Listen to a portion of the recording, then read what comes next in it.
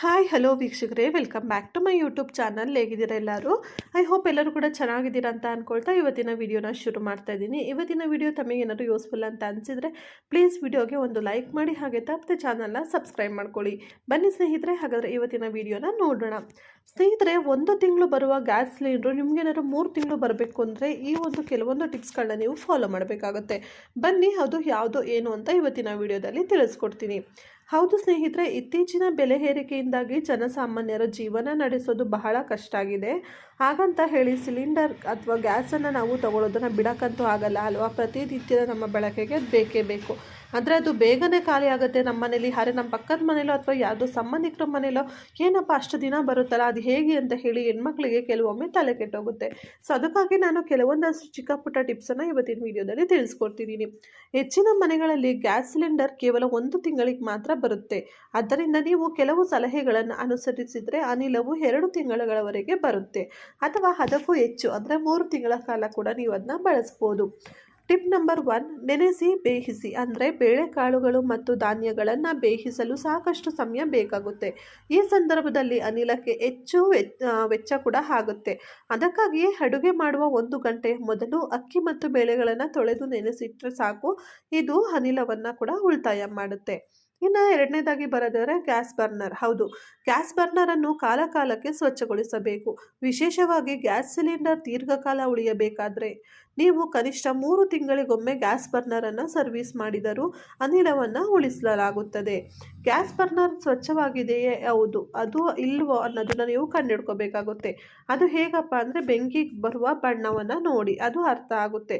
Gas stove ಜ್ವಾಲೆಯ ಬಣ್ಣ ಹಳದಿ, ಕಿತ್ತಲೆ ಅಥವಾ ಕೆಂಪು ಆಗಿದ್ದರೆ ನಿಮ್ಮ ಬರ್ನರ್ ಸ್ವಚ್ಛವಾಗಿಲ್ಲ ಎಂದು ಅರ್ಥ ಮಾಡಿಕೊಳ್ಳಿ ಮತ್ತು ತಕ್ಷಣ ಅದನ್ನು ಸ್ವಚ್ಛಗೊಳಿಸಿ. 3ನೇ ಟಿಪ್ಗೆ ಬರೋದಾದರೆ ಕುಕ್ಕರನ್ನು ಬಳಸೋದು. ಹೌದು, ಅಡುಗೆಯಲ್ಲಿ ಬಟ್ಟಲುಗಳು ಬದಲು ನೀವು ಕುಕ್ಕರನ್ನು ಬಳಸೋದು ತುಂಬಾ ಒಳ್ಳೆಯದು. ಹೆಚ್ಚಿನ ಅನಿಲವನ್ನು ಕೂಡ ಉಳಿತಾಯ ಮಾಡ್ಬೋದು. ಏಕೆಂದರೆ ಅಕ್ಕಿ, ಬೇಳೆ ಮತ್ತು ತರಕಾರಿಗಳು ವೇಗವಾಗಿ ಬೇಯುತ್ತವೆ. ಕುಕ್ಕರ್ನಲ್ಲಿ ಬೇಯಿಸಲು ಹೆಚ್ಚು ಸಮಯ ತೆಗೆದುಕೊಳ್ಳೋದಿಲ್ಲ. ಅಡುಗೆಯನ್ನು ಸಹ ವೇಗವಾಗಿ ಮಾಡಲಾಗುತ್ತದೆ. ಆದರೆ ಕೆಲವೊಬ್ಬರು ಆರೋಗ್ಯ ದೃಷ್ಟಿಯಿಂದ ಕುಕ್ಕರನ್ನು ಬಳಕೆ ಮಾಡೋದಿಲ್ಲ. ಅಂಥವರ ಮನೆಯಲ್ಲಿ ಕೆಲವೊಮ್ಮೆ ನಾವು ಈ ರೀತಿಯಾದಂತಹ ಸಲಹೆಯನ್ನು ಮಾಡಿ ಅಂತ ಹೇಳೋದು ಕೂಡ ತಪ್ಪಾಗುತ್ತೆ. ಇದು ನಿಮ್ಮ ಜೀವನ ಶೈಲಿ ಹೇಗಿದೆ ಅನ್ನೋದ್ರ ಮೇಲೂ ಕೂಡ ಡಿಪೆಂಡ್ ಆಗುತ್ತೆ ಸ್ನೇಹಿತರೆ. ಇನ್ನು ಅಡುಗೆ ಪಾತ್ರೆಗಳನ್ನು ಒಣಗಿಸಿಡೋದು. ಹೌದು, ಸಾಮಾನ್ಯವಾಗಿ ನಮ್ಮಲ್ಲಿ ಪ್ರತಿಯೊಬ್ಬರು ತೊಳೆದ ಪಾತ್ರೆಗಳನ್ನು ನೇರವಾಗಿ ಒಲೆಯ ಮೇಲೆ ಇಡುತ್ತೇವೆ. ಒಣಗುವವರೆಗೂ ಅನಿಲದ ಮೇಲೆ ಇಡಲಾಗುತ್ತದೆ ಮತ್ತು ನಂತರ ಎಣ್ಣೆಯನ್ನು ಸುರಿಯಲಾಗುತ್ತದೆ. ಈ ತೇವಾಂಶದಿಂದಾಗಿ ಬಟ್ಟಲುಗಳು ಅಥವಾ ಪಾತ್ರೆ ಅನ್ನೋದು ಬೇಗನೆ ಬಿಸಿ ಆಗೋದಿಲ್ಲ. ಇದಕ್ಕಾಗಿ ಅನಿಲವು ಹೆಚ್ಚು ಅಗತ್ಯವಿರುತ್ತೆ. ಆದ್ದರಿಂದ ತೊಳೆದ ಪಾತ್ರೆಗಳನ್ನು ಬಟ್ಟೆಯಿಂದ ಒಣಗಿಸಿ ನಂತರ ಬೇಯಿಸೋದ್ರಿಂದ ಅನಿಲವನ್ನು ಕೂಡ ಉಳಿತಾಯ ಮಾಡ್ಬೋದು. ಇದು ಸಣ್ಣ ಸಲಹೆ ಆಗಿದ್ರೂ ಇದು ಸಾಕಷ್ಟು ಅನಿಲವನ್ನು ಉಳಿತಾಯ ಮಾಡುತ್ತೆ. ಇನ್ನು ನೆಕ್ಸ್ಟ್ ಟಿಪ್ ಬರೋದಾದರೆ ಹೆಚ್ಚಿನ ಜ್ವಾಲೆಯನ್ನು ಇಟ್ಟು ಅಡುಗೆಯನ್ನು ಮಾಡೋದು. ಅಂದರೆ ಫ್ಲೇಮನ್ನು ಜಾಸ್ತಿ ಇಟ್ಕೊಂಡು ಅಡುಗೆ ಮಾಡೋದು. ಕೆಲವರು ಎಲ್ಲವನ್ನು ಕಡಿಮೆ ಉರಿಯಲ್ಲಿ ಬೇಯಿಸ್ತಾರೆ. ಮಳೆಗಾಲದಲ್ಲಿ ಮತ್ತು ಚಳಿಗಾಲದಲ್ಲಿ ಈ ರೀತಿ ಅಡುಗೆ ಮಾಡೋದ್ರಿಂದ ಅನಿಲದ ಹೆಚ್ಚಿನ ಅಗತ್ಯವಿರುತ್ತದೆ. ಈ ಋತುವಿನಲ್ಲಿ ತಾಪಮಾನ ಕಡಿಮೆ ಇರುತ್ತದೆ. ಅಡುಗೆ ಮಾಡಲು ಸಾಕಷ್ಟು ಸಮಯ ತೆಗೆದುಕೊಳ್ಳುತ್ತದೆ. ಆದ್ದರಿಂದ ಇದನ್ನು ಮಾಡಬೇಡಿ, ಏಕೆಂದರೆ ಅನಿಲ ಸುಮ್ಮನೆ ವ್ಯರ್ಥ ಆಗುತ್ತೆ ಅಂತಲೇ ಹೇಳ್ಬೋದು ಸ್ನೇಹಿತರೆ. ಇದರ ಜೊತೆಗೆ ನಿಮಗೂ ಕೂಡ ಬೇರೆ ಯಾವ್ದಾದ್ರು ಟಿಪ್ಸ್ಗಳು ಗೊತ್ತಿದ್ದರೆ ಖಂಡಿತವಾಗ್ಲೂ ಕಮೆಂಟ್ ಸೆಕ್ಷನ್ ಮುಖಾಂತರ ನೀವು ಕೂಡ ಶೇರ್ ಮಾಡ್ಬೋದು. ಬೇರೆ ವ್ಯೂವರ್ಸ್ಗೂ ಕೂಡ ಖಂಡಿತವಾಗ್ಲೂ ಹೆಲ್ಪ್ ಆಗುತ್ತೆ.